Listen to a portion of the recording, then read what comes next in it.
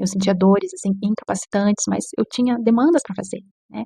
Eu Conforme os anos iam passando, ficava mais difícil, muita dor, muita hemorragia. Então, em 2018, quando a Isabelle tinha só 2 anos, eu decidi, eu falei: "Eu quero fazer uma esterectomia", né, que é a retirada do útero, porque na minha cabeça e naquilo que eu havia lido, resolveria a minha situação. Então eu comecei a fazer vários exames, eu levei muitos nãos: "Não, você é muito jovem, você não pode fazer uma esterectomia". "Ah, não, é só você tomar esse medicamento que você vai parar o teu ciclo e você vai melhorar". Então, assim, eu fiz várias tentativas de várias maneiras. "Ah, você tem que deixar de comer isso e aquilo". Eu deixava de comer isso e aquilo, nada resolvia. Então, assim, o que eu falo para as pessoas, assim, que foi algo que aconteceu comigo, né. Dieta alimentar, conforme indicado, não resolveu o meu problema. Medicamento, eu não conseguia tomar a medicação, porque os efeitos colaterais da medicação eram terríveis para mim. Então eu também não, meu organismo não se adaptou com aquilo. Então foram muitos nãos de médicos que não quiseram fazer a cirurgia naquele momento, e também o tratamento não funcionava. E em 2019, nós tivemos a infeliz surpresa de perdermos o convênio, porque o Li foi demitido. Então eu fiquei sem convênio naquele momento, morando em outra cidade. Então tudo parou, né, todo o tratamento que eu estava fazendo, tudo parou. Mas, Deus continuou cuidando, porque eu tinha dúvida se eu deveria ou não fazer essa cirurgia.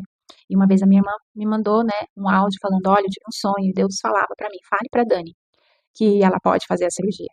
Então aquilo foi um alento para o meu coração.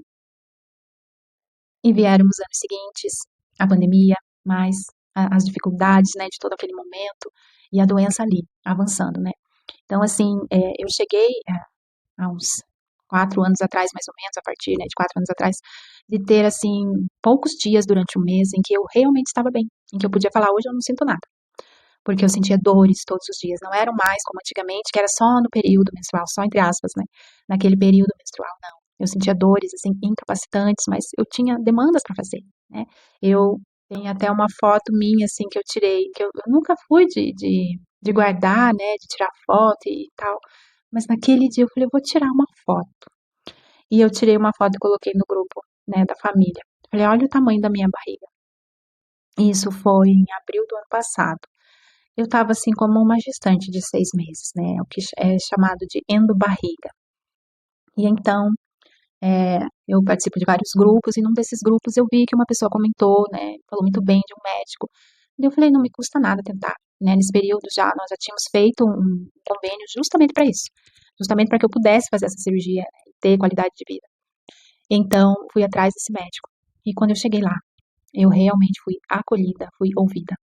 E ouvi muito, porque normalmente eu chegava num consultório, falava das minhas dores, e o que eu tinha eram muitas perguntas, e os médicos não sabiam me responder. E nesse momento eu já estava sabendo de bastante coisa sobre a doença, porque eu lia bastante, me informava muito sobre a doença. E quando eu cheguei nesse médico nesse dia, eu fui surpreendida, porque eu não precisei fazer as perguntas que eu costumava fazer, porque ele mesmo já me explicava aquilo que eu tinha na minha cabeça, que eu perguntava só para saber se os médicos sabiam. Então ele foi me falando, ele foi me passando muita segurança.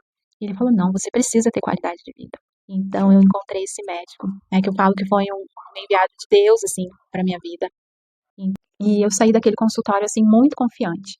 E eu lembro que algumas pessoas, sempre me mandam versículos aleatórios, assim, e acho que foram 2 pessoas que me mandaram o mesmo versículo naquela semana.